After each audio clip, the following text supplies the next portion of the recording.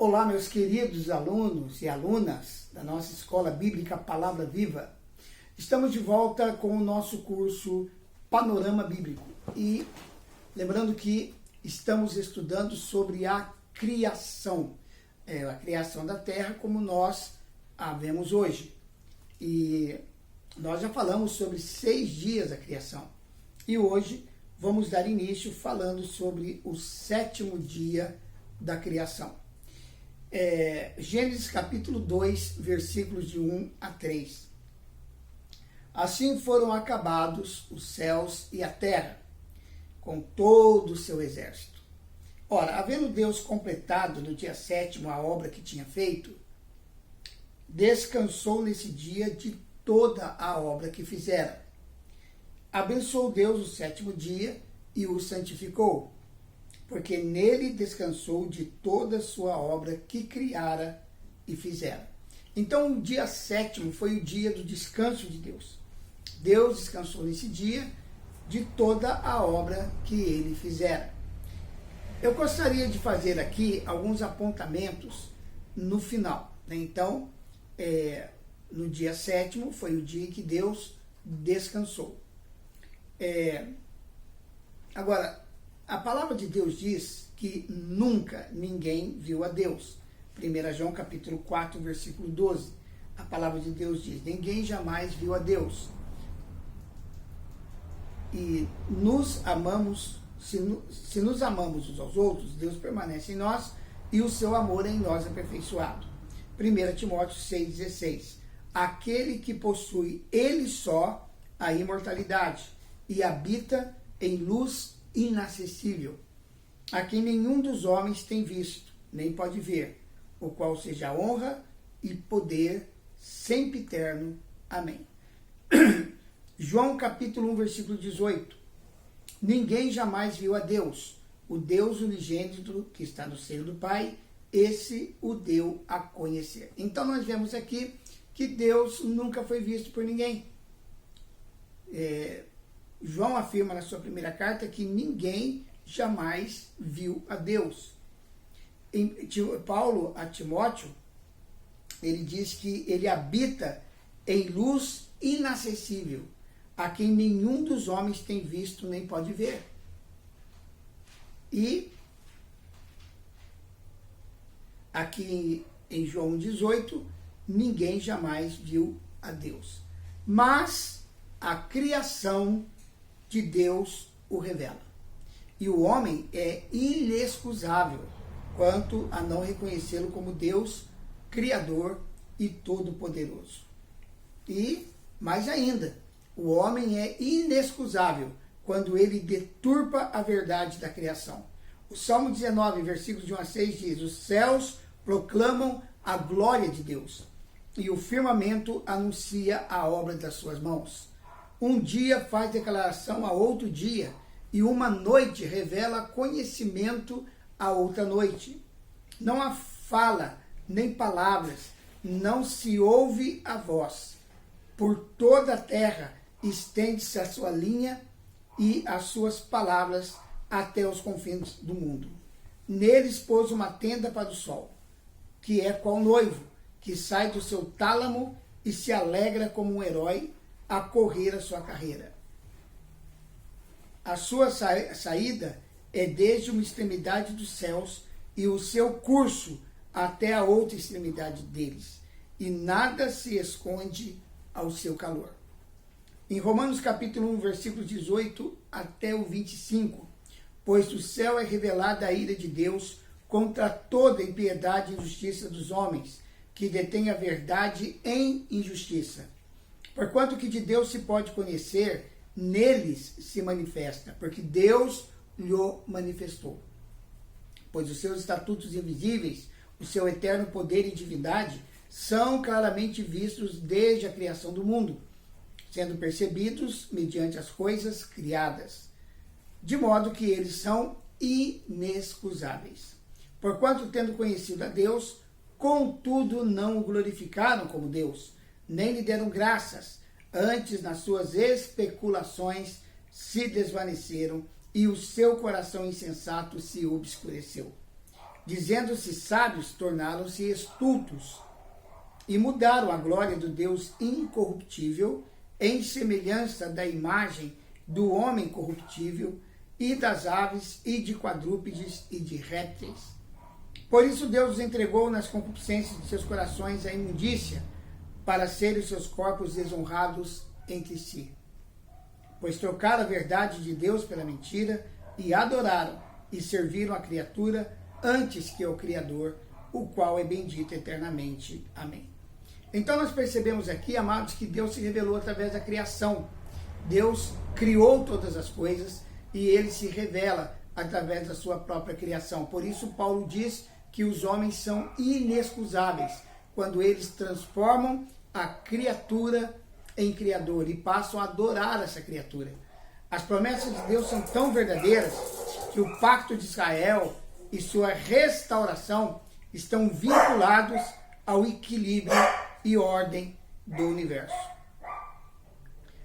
Em Jeremias capítulo 31, versículo 33 e 37.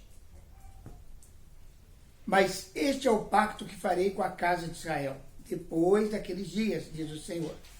Porei a minha lei no seu interior e a escreverei no seu coração. E eu serei o seu Deus e eles serão o meu povo. E não ensinarão mais cada um a seu próximo, nem a cada um a seu irmão, dizendo: conhecei ao Senhor, porque todos me conhecerão, desde o menor deles até o maior, diz o Senhor. Pois lhes perdoarei a sua iniquidade, e não me lembrarei mais dos seus pecados. Assim diz o Senhor, que dá o sol para a luz do dia, e a ordem estabelecida da luz e das estrelas para a luz da noite, que agita o mar, de modo que bramem as suas ondas. O Senhor dos exércitos é o seu nome. Se essa ordem estabelecida falhar diante de mim, diz o Senhor, deixará também a linhagem de Israel de ser uma nação diante de mim, para sempre. Assim diz o Senhor, se puderem ser medidos os céus lá em cima, e sondados os firmamentos da terra cá embaixo, também eu rejeitarei toda a linhagem de Israel, por tudo quanto eles têm feito, diz o Senhor. Há outros textos também relacionados com a grandeza da criação de Deus. Provérbios 8, de 22 a 30, Salmo 148, Salmo 136, do versículo 3 ao 9, e o Salmo 104. Né? Todos esses textos, eles vão nos apontar para a grandeza da criação de Deus. Agora nós vamos nos deter, entrando já na aula de número 10. A nossa lição de número 10, nós vamos falar sobre a criação do homem. Vamos começar a tratar da criação do homem. Por que nós vamos falar da criação do homem de uma maneira mais ampla, de uma maneira mais separada? Porque o homem é o ser mais perfeito da criação de Deus. E há muitas implicações na criação do homem que são importantes que nós observemos na nossa exposição do livro de Gênesis. Bom, em Gênesis capítulo 1, 26 e 27, a Bíblia nos informa sobre a criação do homem de uma forma tão simples, mas tão simples, que nós podemos perder a grandeza desse ato. Já falamos do plural, façamos, onde nós podemos ver a atuação da triunidade de Deus. A trindade está presente ali formando o homem. Façamos o homem à nossa imagem e à nossa semelhança. Agora nós veremos em Gênesis capítulo 2, versículo 7, a Bíblia detalhando o que se passou em Gênesis 1, 26. A Bíblia utiliza muito essa forma acerca dos grandes acontecimentos. Ou seja, ela informa primeiro de forma geral, depois descreve melhor em mais detalhes o mesmo fato. Isso é uma estratégia dos escritores bíblicos. Muitos deles fazem isso para dar uma compreensão melhor acerca do fato que está sendo narrado. Aqui alguém poderia pensar tratar-se de fatos distintos, mas não são. Gênesis 1:26 e Gênesis 2:7 mostram a criação do primeiro homem. Gênesis capítulo 2, versículo 7 contém as partes, podemos dizer, podemos afirmar, de que se compõe o homem: espírito, alma, corpo. O homem é diferente, superior de todas as criaturas que Deus criou. Podemos afirmar isso porque de nenhuma outra criatura a Bíblia informa que foi criada à imagem e semelhança de Deus. E este é um detalhe que faz toda a diferença na criação do ser humano. Veremos também que nenhuma outra criatura foi criada de forma descrita em Gênesis capítulo 2, versículo 7. A Bíblia nos mostra que os anjos foram criados espíritos. Eles foram feitos espíritos por criação, por composição. Em outras palavras, os anjos têm a sua composição totalmente espiritual. Não há nada de físico, tangível nos anjos. Deus fez os anjos espíritos. Hebreus capítulo 1, versículo 7 diz: ora, quanto aos anjos diz, quem de seus anjos faz ventos, e dos seus ministros labaredas de fogo. Então, os anjos podem tomar formas. Eles passam como um vento ou aparecem na forma de labaredas de fogo. Não são todos eles espíritos ministradores enviados para servir a favor dos que hão de herdar a salvação? Então eles são espíritos ministradores, ou numa tradução literal do grego, espíritos diaconais. Eles são espíritos diáconos, foram criados para servir os que hão de herdar a salvação. Salmo 104, verso 4 diz: que fazes dos ventos teus mensageiros, de um fogo abrasador os teus ministros. Agora ele está falando de uma maneira contrária, ao texto de Hebreus 1. Gênesis capítulo 2, 7 nos fala acerca da criação do homem. Corpo. E formou o Senhor Deus o homem do pó da terra. A que parte se refere aqui? Ao corpo.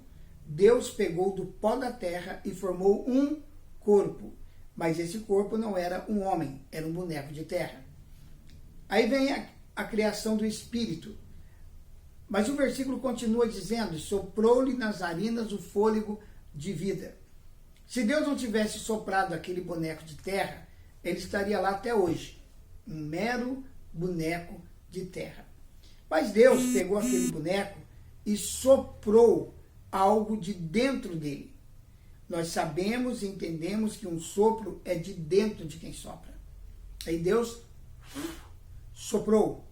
Quando Deus soprou, aquele boneco recebeu vida.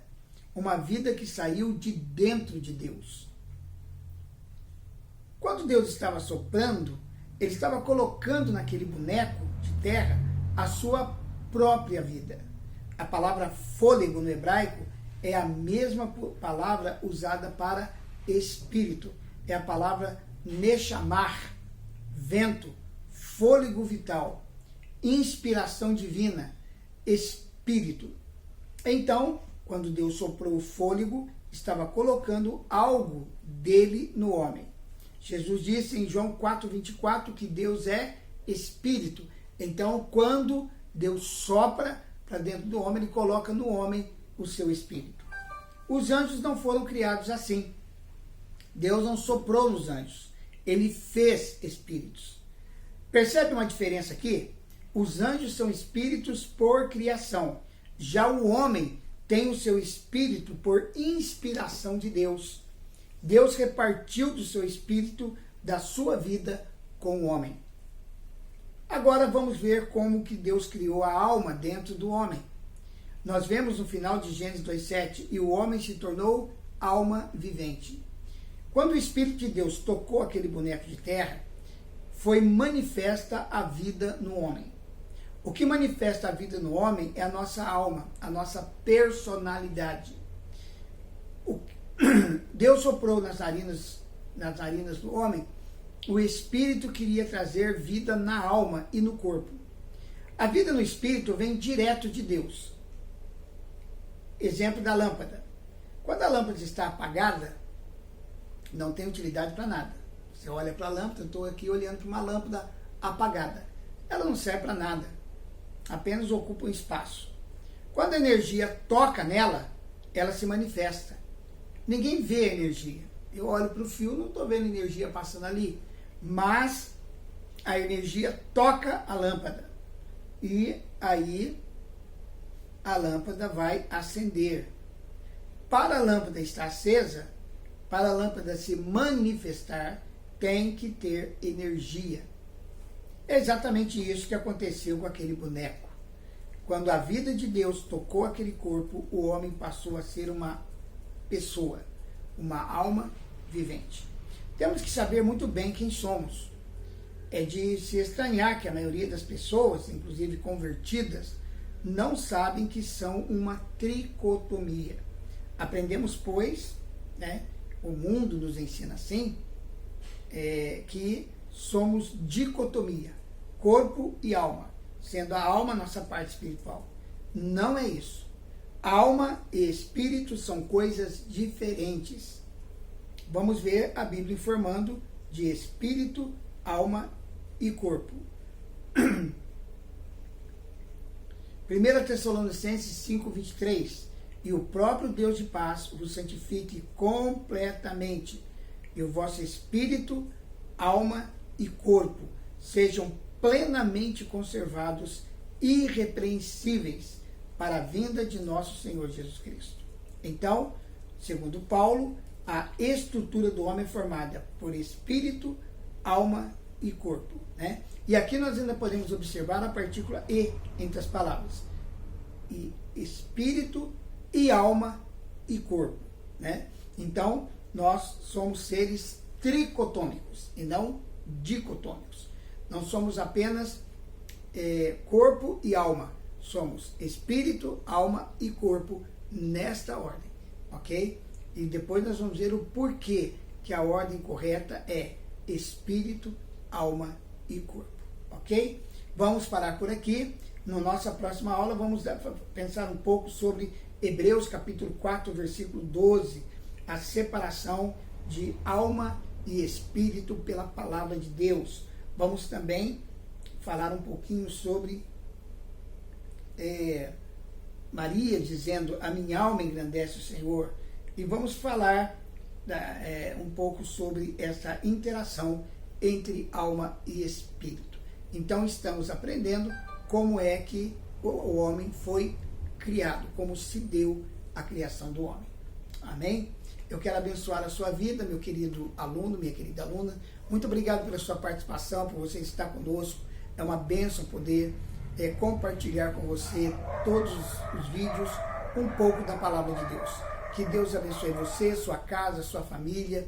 Que Deus guarde o seu coração firme em Deus. Que você possa experimentar no seu espírito de um relacionamento íntimo com Deus. Que Deus abençoe, fique na paz. Até o nosso próximo encontro. E não se esqueça, se você gostou do vídeo, curta, compartilhe e inscreva-se no nosso canal. É uma bênção poder ter você como participante da nossa escola. Deus abençoe e até o nosso próximo vídeo.